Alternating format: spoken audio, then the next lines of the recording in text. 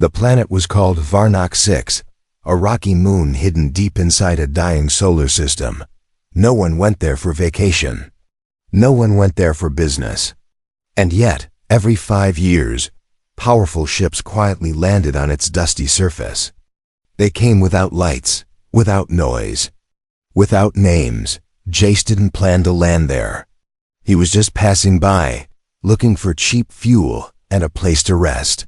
His ship's navigation system picked up a signal, strange and old, not listed in any galactic charts.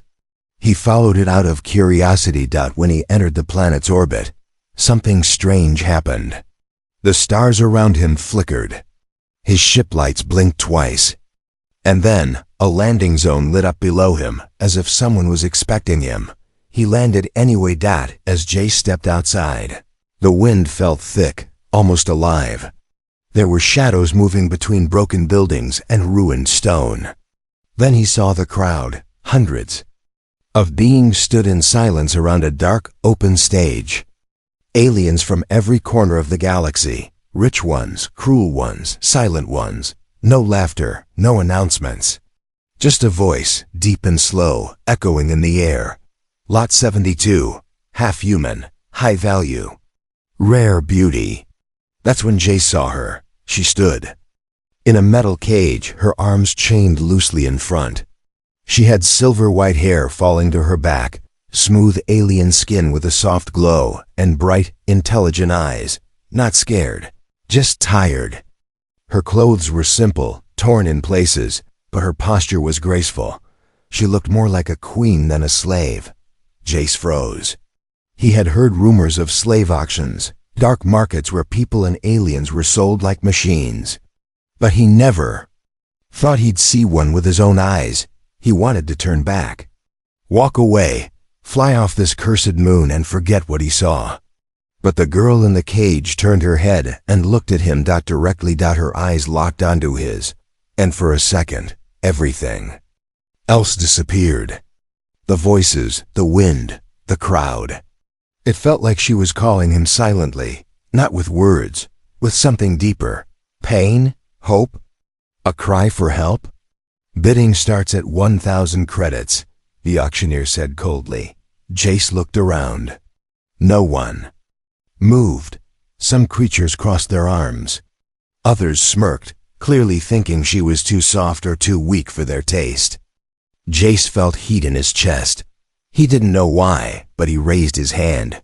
1,000, he said. A ripple went through the crowd. A few turned to look at him. The auctioneer smiled. New face, he said. Human bidder. Brave. No. One else? Jace asked. The auctioneer chuckled. No one wants a quiet one. She doesn't fight, doesn't scream, just stares. Useless, they say. A pretty doll. Jace looked at her again. She stood still, eyes still on him. Her lips moved. Just a little. Maybe a whisper. Maybe just a breath. He nodded. I'll take her. The auctioneer banged a rusty metal stick on the ground. Sold to the human. Chains were removed. Guards unlocked the cage. The girl stepped out slowly, barefoot, and walked toward Jace. He expected her to fall, to run, to beg. Instead, she stood beside him, straight, calm. Her voice, when she spoke, was soft but clear. Thank you, she said. Jace blinked. You're not scared? She shook her head. Not of you. He didn't know what to say. So he led her back to his ship. As they walked through the dark paths between the silent crowd, the auctioneer leaned close to Jace and whispered something that sent a cold shiver down his back. She's not what you think. Good luck, human. Back. Inside the ship, Jace gave her food and water. She ate slowly, gracefully, like she had done this 1,000 times. No fear. No chains now, yet she didn't try to escape. What's your name? He asked. She looked up. They called me Lot 72. But my real name is Lyra. Jace paused. Lyra, do you want to go home? She smiled gently. I don't have a home anymore. Silence filled the ship. Jace didn't know what to do. He wasn't looking for a slave. He didn't believe in owning anyone. He just felt something. Something strong when she looked at him. He stood up. You're free now. You can rest. You can leave if you want. But Lyra didn't move. She sat still, eyes on him again. I don't want to leave, she whispered. Not yet. Outside. The stars moved slowly. Inside, a storm of mystery had just begun. Something was strange about her. And soon, Jace would find out. Buying her wasn't just a choice. It was destiny. Jay woke up in the middle of the night to silence. Not the silence of peace, but the kind that made your skin feel cold. The ship wasn't humming. The lights weren't blinking. And the air felt heavy. He reached for his pulse gun under the pillow. Someone was in the room. Slowly, he turned his head, and there she was, Lyra, standing near the wall, staring out the window at the stars. Her silver hair reflected the faint light like moonlight on water. You don't sleep? Jace asked quietly, trying not to show the fear rising in his chest. Lyra turned her head. I'm afraid if I sleep, I'll wake up back in the cage. Jace lowered the gun. He didn't know what to say. I thought you'd run away, he said honestly. I thought you'd lock me in, she replied. That made him stop. She wasn't wrong. She had every reason not to trust him. And yet, she didn't cry, didn't scream, didn't even ask questions like, what will you do with me? Instead, she just stood there like someone who had seen too much and still refused to break. I cooked something, she said softly. I hope you don't mind. Your food system is easy to understand. Jace sat up. You cooked? She nodded and disappeared into the small kitchen. A moment later, she returned with 2 plates basic ship rations, heated and mixed with some of his dry spices. Nothing fancy. But the smell was surprisingly good. They sat across from each other, eating quietly. She didn't act like a prisoner. She didn't ask when he'd use her like the others might have done. She ate like a guest, like someone free, and that's what scared Jace more than anything. He expected resistance, tears, rage, but not peace. Why are you so calm? He finally asked. Lyra looked down at her food. Because I've been through worse. You don't want revenge, escape, to be alone? She shook her head. What I want is simple. I want safety. I want someone who doesn't hurt me. You haven't. Not yet. Jace leaned forward. And if I did? Lyra met his eyes. Then I'd stop trusting, not crying. That sentence stayed with him. After the meal, she washed the plates without asking, cleaned the table, reorganized the small supply shelf in the corner. Everything she touched, she treated with care, like it mattered. Like she respected his space more than her own pain. Jace finally asked the question that had been bothering him since the auction. Why did you look at me like that? Back there, in the cage. Lyra turned slowly. Because I saw something different. In your face. What did you see? She smiled faintly. You looked angry. Jace was confused. Angry? Yes, she said. But not at me, at them. Most people only look at us like tools or toys. You looked like you hated the auction itself. That's why I chose to hope, even for a moment. That shook him. She didn't pick him because he was kind or rich. She picked him because he didn't smile at her chains. Jace stood up, trying to clear his head. I need to rest. She nodded, her hands folding politely. I'll sleep on the floor. No, Jace said quickly. There's an extra cot. You can use it. And you're not a slave here. You don't have to ask permission. She looked at the cot, then back at him. You really are strange, she said softly. Jace turned off the lights and lay back in his bed. But his mind didn't stop spinning. Why didn't she cry? Why didn't she ask for help or fight him? And more than anything, why did he feel like she wasn't afraid, not of the past, but of something else? That night, while Jace pretended To sleep. Lyra stayed awake. She stared at her left wrist, at the bracelet that glowed faintly under her skin. A suppressor. It kept her power hidden. It kept her identity buried. As long as it stayed on, they wouldn't find her. But if Jace ever removed it, everything would change. The ship shook. It wasn't from an attack or turbulence or any outside force. It was something deeper, like the ship's systems had flinched. Jace woke up sweating. The lights were flickering again. The engines, though idle, made an uneasy like a nervous whisper. "Aye, aye," he called out, rubbing his eyes. "What's going on?" The ship's aye replied in a low voice. Minor fluctuations detected in energy readings. Sources. Internal. Jace frowned. Internal? He stood and checked the cabin. Lyra was still asleep on the cot, curled up like a child, her white hair glowing faintly in the dark. Her chest rose and fell softly, peacefully, but the strange hum grew louder near her. "That wasn't right. AI," he whispered. "Scan her." Quietly, a soft pulse of invisible energy passed over her body. The AI took a long moment. Then came the result.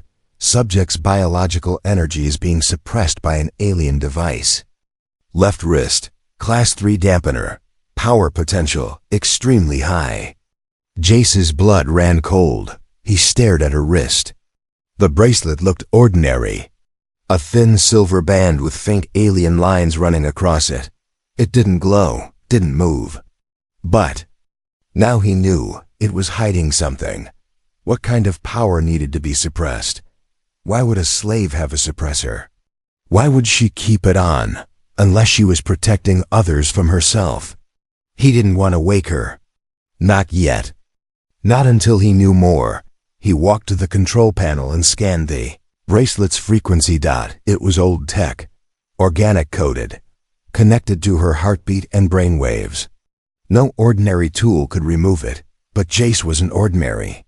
He had salvaged tech from forgotten ruins, from wrecks of empires no one dared mention. And he had something, a disruptor pin, thin as a needle, hidden inside his boot. He returned to Lyra's side. She looked so peaceful, but the ship still trembled around her.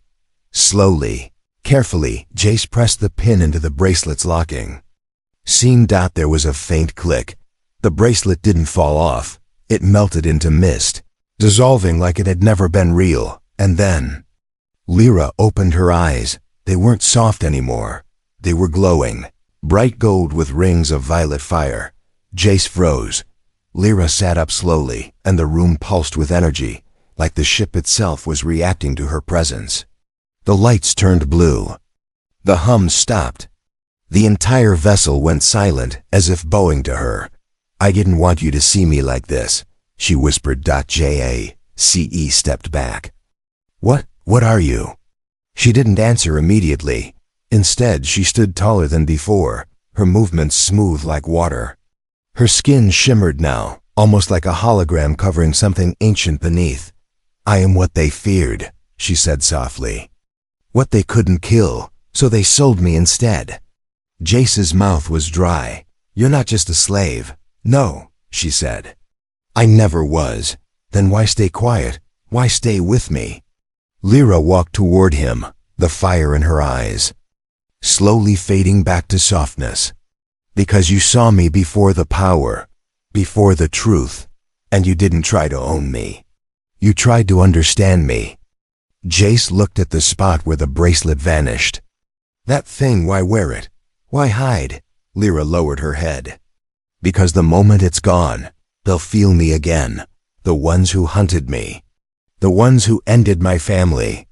The ones who want me erased." Jace stared at her in disbelief. "You're royalty." "I was," she said. "But now I'm just a fugitive with a target on her back." The ship's alarm chimed just once. An unknown signal pinged in the distance. They had been found. "Enemy vessel?" Jace asked. Lyra nodded. "They're coming for me." Jace ran to the controls. "We can still run." "No," she said firmly. "If we run, They'll follow. If we fight, you'll die. Then what do we do? He asked. She stepped beside him, placed her glowing hand on the panel, and something incredible happened. The ship responded like it was alive. Lights glowed in new places. Weapons Jace didn't install revealed themselves. Hidden systems lit up across the dashboard. What? How? You saved me, Lyra said, voice calm but strong. Now let me save you. Outside the ship, in the dark sea of stars, something massive began to move. The hunt had begun, but so had the awakening. The stars outslickered like candle flames, as if the universe itself was nervous. Jace stood, frozen in front of the ship's main screen, watching as red warning lines painted across the star map. 1, 2, 3 enemy ships had appeared, but Lyra didn't flinch. She walked toward the screen slowly, her golden eyes scanning the data. Like it was a children's puzzle. They're early, she said. Jace turned to her, shocked. You expected them? She nodded. Once the bracelet was gone, they would feel me. My blood still sings to the throne they stole. Jace didn't understand all of it, only that this girl, who had once been chained in a cage like property, was someone the galaxy feared. Who are they? He asked, his voice low. She placed her hand on the screen.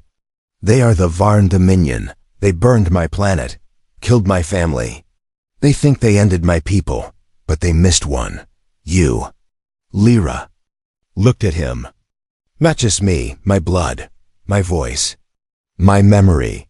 To them, I am the final danger. The ship's eye chimed in. 3 Varn Hunter-class ships detected. High threat. Recommend retreat. Jace's fingers hovered over the navigation controls. We can outrun them if we start now. No, Lyra said sharply. They're not just hunting me. They want what's inside me. Knowledge, codes, things buried in my genes. If they catch me, it won't end with me.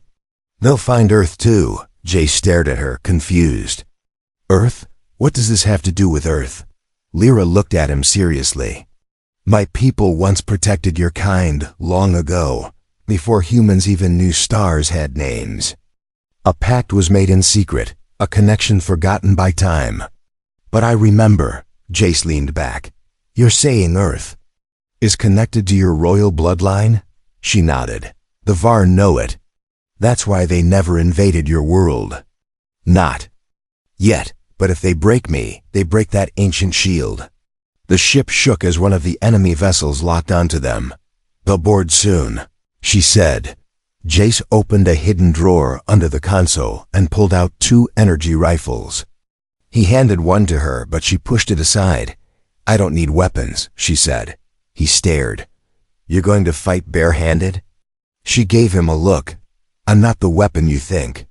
I am the door to something greater. Watch. She placed both hands on the ship's core interface. Suddenly, the ship's walls glowed blue.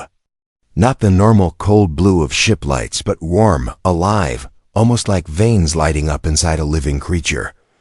Jace felt his boots vibrate. The ship had changed. She's awake. Lyra whispered. She? My ancestor's spirit. This ship was built with old technology, part crystal, part memory. The moment I touched it, she remembered me. Jace's mouth hung open. You bonded with the ship? I am the key, she said. The Varn will regret coming here. Outside, the hunter ships fired the first warning shots, lasers skimming past their shields. The eye screamed alerts. Hull pressure rising. Shields holding at 80%. Enemy boarding. Craft preparing to latch. Jace grabbed his rifle. I'll hold the door. No, Lyra said. I will. She stepped toward the loading ramp. Wait, Jace shouted. Why are you doing this? Why not just run and hide again? She stopped and turned back. You bought me, she said gently. But you never used me. You gave me food, a bed, your trust. She smiled. That's more than kings ever gave me. Let me return the gift. Before he could reply, the ramp hissed open. Smoke filled the air. 3 Varn warriors entered, tall, armored, beast-like creatures with glowing red eyes. They aimed their guns at her dot, and then she spoke a single word in a language Jace didn't understand. The air cracked. The lights exploded. The floor pulsed like it was breathing. Jace shielded his eyes. When he looked again, the warriors were on the floor, unconscious. Their weapons melted. Their armor cracked open like glass. Lyra stood in the center of it all, eyes glowing, her hair floating gently around her like smoke in space. "I'm done hiding," she whispered. Jace stepped forward, speechless. She turned to him, her power fading back into calm. "There are more coming," she said. "But now they know I'm not a slave anymore." And with that, Lyra walked past the broken Varn soldiers and sat calmly by the ship's console, like nothing had happened. But Jace knew that everything had changed. The sound was soft, barely louder than a whisper. Click, click, click. But it wasn't from inside the ship. Jace stared at the radar screen. It blinked red once, then turned black, then the sound again. Click, click. It was coming from the outside hull. From the airlock, Lyra stood next to the control panel, eyes closed, listening, not to sound, but to movement, to energy. "They're not soldiers this time," she whispered. "There's something worse."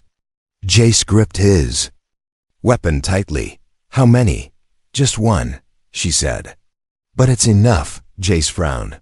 "One enemy? That's all?" Lyra opened her eyes slowly. "He's not here to kill. He's here to claim me." Jace felt a chill spread down his spine. The clicking continued, but it wasn't mechanical. It was sharp, unnatural, like claws tapping across metal. Suddenly the airlock lights turned red. "Intruder DTTDD." The ship's voice was quieter now, like it was afraid to. Jace aimed his rifle at the door. "I'll stop him." Lyra placed her hand on the barrel and gently lowered it. "Your bullets won't hurt him." Jace looked at her. "Then what will?" Lyra stared at the door, her voice calm. "The truth." With a hiss of steam, the airlock opened. Smoke spilled into the room, thick, dark, smelling of something ancient. And out of it stepped a tall figure in dark crimson armor. His eyes glowed deep blue. His face was covered by a breathing mask, but his voice sliced through the air. "Alirath." Jace turned toward Lyra in shock. "Alirath?" he whispered. Lyra didn't move. She kept her eyes on the armored man. "That name is dead," she said. "Not to me," the man replied. "Not to the Varn Empire. You are the last living piece of the royal code, and I've come to return you to your rightful cage." Jace stepped forward. "She's not going anywhere with you." The man didn't even look at him. "You must be the pet she picked." Jace tightened his grip on the gun, but Lyra raised her hand again. "No," she said. "I'll speak." She stepped forward, barefoot on the cold metal floor, her silver hair falling over her shoulder. "You think I'm the same frightened girl you sold 5 years ago." "I'm not," she said. "You are property," the man growled. "I was," she replied, "until someone treated me like a person." The man tilted his head. "You're still bonded to him." "Still wearing human clothes, still weak," Lyra smiled. "Then why are your hands shaking?" Jace blinked. It was true. The armored man, this feared agent of the Varn, was trembling. Not from fear of Jace, but from her. "Alirath," the man said again, voice lower now. "You don't understand. Your bloodline holds the voice command for all royal ships, even ones buried under ice, even those hidden inside stars. If you live, the Empire dies." "Then maybe it should," she whispered. The lights in the ship flared. Energy surged under the floor. The walls pulsed. Jace had never seen anything like it. The ship was reacting to her emotions as if the metal loved her, as if the circuits remembered her voice. The Varn soldier took a step back. Lyra raised her hand slowly, not in anger, not to attack, but in sorrow. "You called me Alirath, but you forgot what that name means." She placed her palm against the wall. Outside, a distant glow lit up the sky, an ancient beacon that had been buried beneath the planet's crust for centuries. It began to rise. "What is that?" Jace whispered. Lyra turned to him, her voice full of quiet power. "A warship," she said, "built by my ancestors. Alive, waiting, and it only answers to me." The Varn soldier's mask cracked slightly as he stepped back, shaking his head. "You're bluffing." The ship shook violently. Dust fell from the ceiling. Then a deep sound echoed through the stars, a roar made of metal and memory. "No," Lyra said softly. "I'm remembering." The intruder tried to run, but the ship sealed him in. A voice, deep and feminine, spoke from the console. "Welcome, Princess Alirath. Shall I dispose of the threat?" Lyra didn't answer. She looked at Jace. He nodded. "Do it," she said. The lights turned white. The man vanished in a flash of blue fire. Silence returned, but nothing would ever be the same again. The galaxy watched. From hidden satellites and spy drones far beyond normal space, powerful empires quietly observed the impossible. A royal warship rising from beneath the surface of a dead planet, and at the center of it all stood a girl once sold as a slave. Inside the ship, Jace gripped the edge of the console as the vessel vibrated, climbing into orbit without engines. It levitated not by force, but by command, by Lyra's command. "Are we flying?" he asked. Eyes wide. "No," Lyra said quietly. "We're awakening." Beneath them, the ground cracked and split. The rising warship was massive, miles wide, shaped like a silver crescent moon, covered in ancient armor that shimmered with living energy. It was no ordinary ship. It was a legend, a whisper of a weapon lost to time. Jace swallowed hard. "What is that thing?" she answered without turning. "Her name is Alystra. She was built by my ancestors before stars had numbers. She chooses her commander by blood and by memory. And she chose you? She never forgot me." The comms crackled.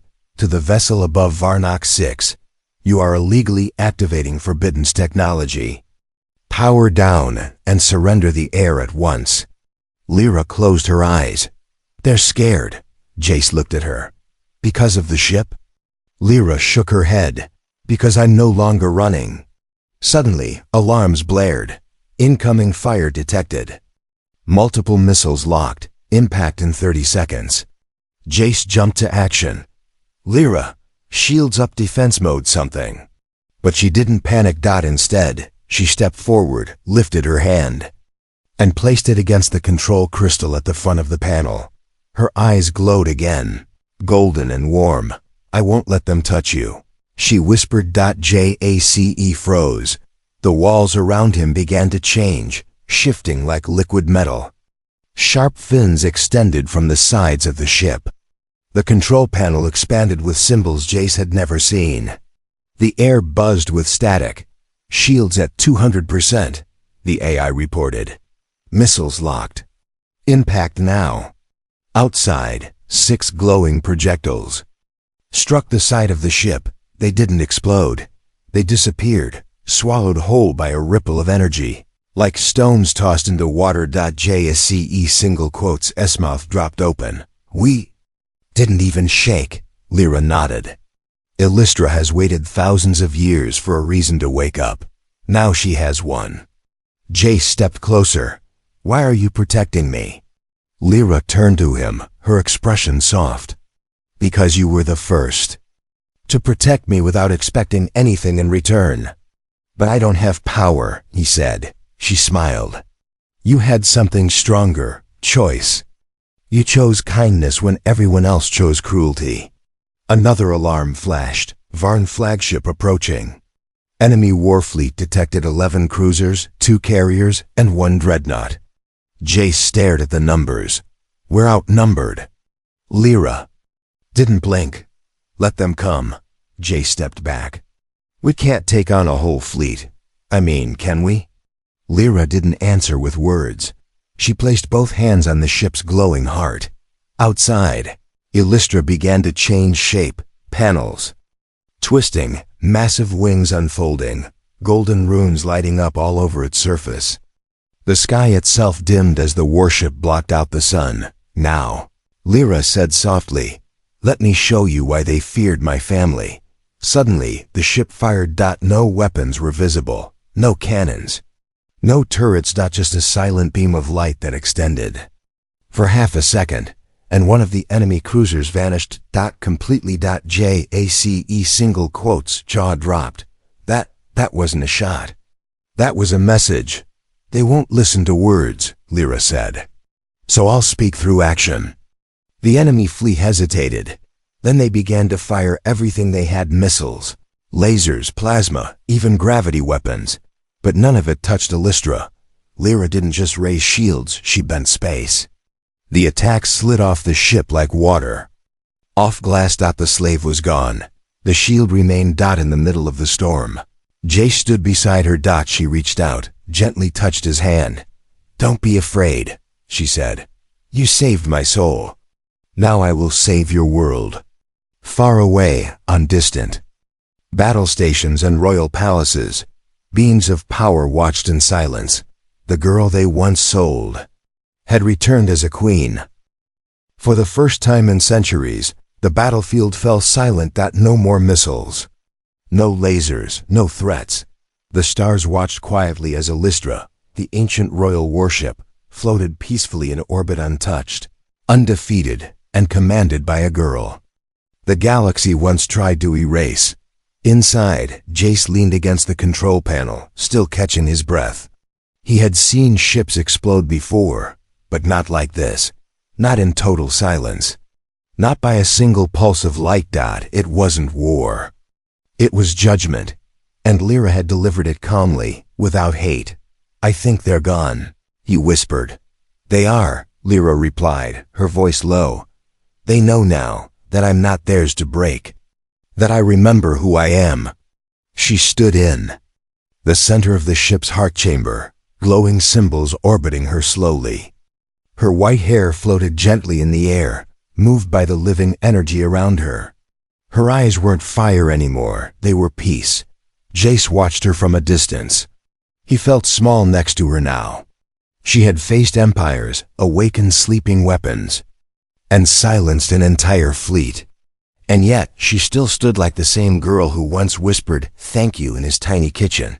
"So," he said, clearing his throat, "what happens now?" Lyra looked at him. "That depends," she said. "On what you choose." Jace blinked. "Me?" She nodded. "I don't belong to anyone anymore.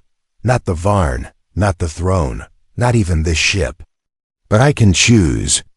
And I want to know if you'll let me stay." Jace was confused. "You want to stay with me?" She stepped closer, the soft glow around her dimming as she returned to her usual form. No more shining queen. "Just Lyra. I've had everything taken from me," she said. "My family, my home, my name. But in that dark auction, when everyone looked away from me like I was garbage, you looked like you cared." "I didn't plan to buy anyone," Jace muttered, almost ashamed. "I know," she smiled. "That's what made it real." The ship gently landed on a calm moon, nearby a quiet place, full of blue skies and green hills, untouched by war. They stepped outside together. No guards, no chains, no fear, just wind and peace. "I could leave," Lyra said.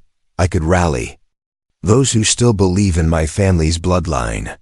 I could start a new kingdom, or disappear forever." Jace nodded slowly.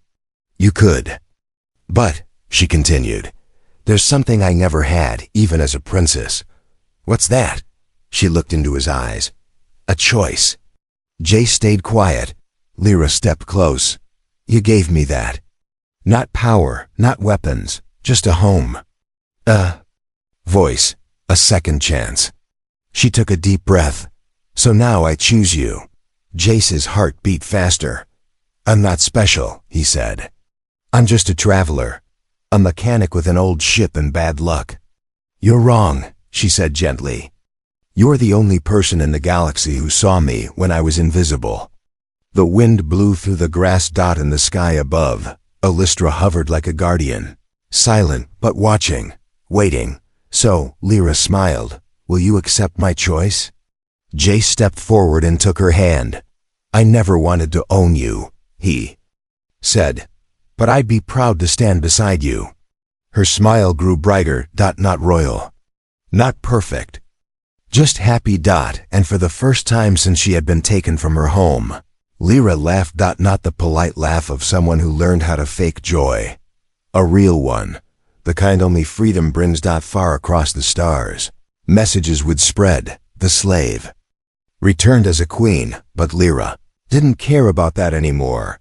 She had found something better than a throne. She found a reason to stay.